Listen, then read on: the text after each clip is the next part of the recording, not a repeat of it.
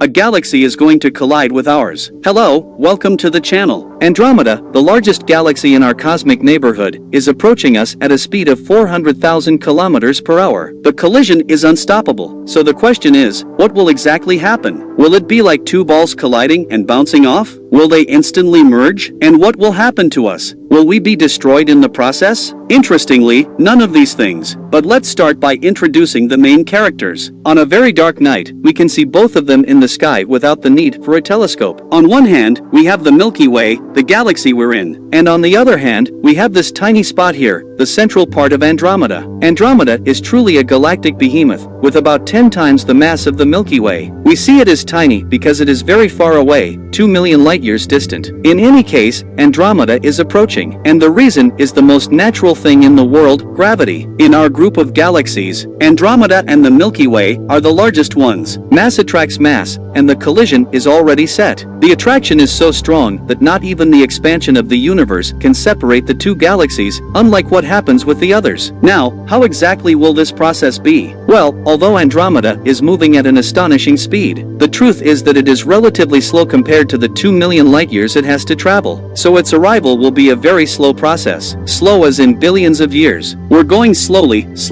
Gradually, every millennium, Andromeda will become a little bigger in our sky, and we will be able to see its details more easily. When the first billion years have passed, it will look like a bright disk in the sky, and initially, we wouldn't have noticed anything. Now, let's jump 2 billion years from our present. Andromeda has covered the distance that separates us and is passing through its closest point to the Milky Way for the first time in history. Our night sky is completely overflowing with Andromeda and its satellite galaxies, but this landscape will be temporary. Because Andromeda and the Milky Way have been accelerating for all these millions of years, that's gravity for you. So right at their meeting point, they will cross each other at a speed of 1.5 million km/h. Yes, they will cross each other. Think of a galaxy as basically a bunch of stars, gas, dust, and dark matter held together by gravity. Although the Milky Way has billions of stars, each one is separated from another by immense distances. If the two galaxies were two armies charging at each other, each soldier would be separated from another by about 30,000 kilometers, about 3 Earths. When they meet, the armies would collide, but in reality, the troops would keep charging and moving forward because they wouldn't encounter anyone. There's a lot of empty space, so it's not surprising that all these stars would simply pass by each other. However, large amounts of gas would be compressed and stirred during the collision, which would promote the birth of a bunch of stars. Now, although it's unlikely that any star would brutally collide with another, the gravitational influence of the two galaxies will change the shape of the Milky Way. Our disk will no longer be as disc-shaped, and a tidal tail will form with all the stars and gas that have been most affected by Andromeda, like a distorted extension of our galaxy. As before, this will be a very slow process. In fact, Andromeda will overlap with the Milky Way for several million years. Throughout this dance, Earth faces a risk. No, it's ridiculously improbable that we would collide head-on with another star, but it could happen that we switch sides. That in this crossing, we end up becoming part of the tail and change our galactic neighborhood. According to some estimates, the probability of this happening is 12%. There's even a 2.7% chance that the Sun ends up in Andromeda, and we go with it after the collision. In the sky, we would see Andromeda grow enormous, overlap with the Milky Way, and then remain there, while on the opposite side, we would see the Milky Way getting smaller and smaller. In any case, this could be risky. There are regions of our galaxy that are very active, filled with dangers for a planet full of life like ours. Although it's also true that the solar system orbits the galaxy roughly every 200 million years, so it may be somewhat inevitable. But the story doesn't end here. After the encounter, the galaxies will keep moving, slowed down by each other's gravity. It is estimated that they will separate to a distance of nearly 1 million light-years. They will stop and then move towards each other again. 3 billion years from today, the second approach occurs, which will be similar to what was seen in the first one. A point of light that increases in size until we can see its interior in detail. And then they separate again, but this time not as fast as before. They will move apart again, but only by 170,000 light-years. The process is declining. With each pass, the galaxies have lost energy. Due to the gravitational interaction with particles, gas,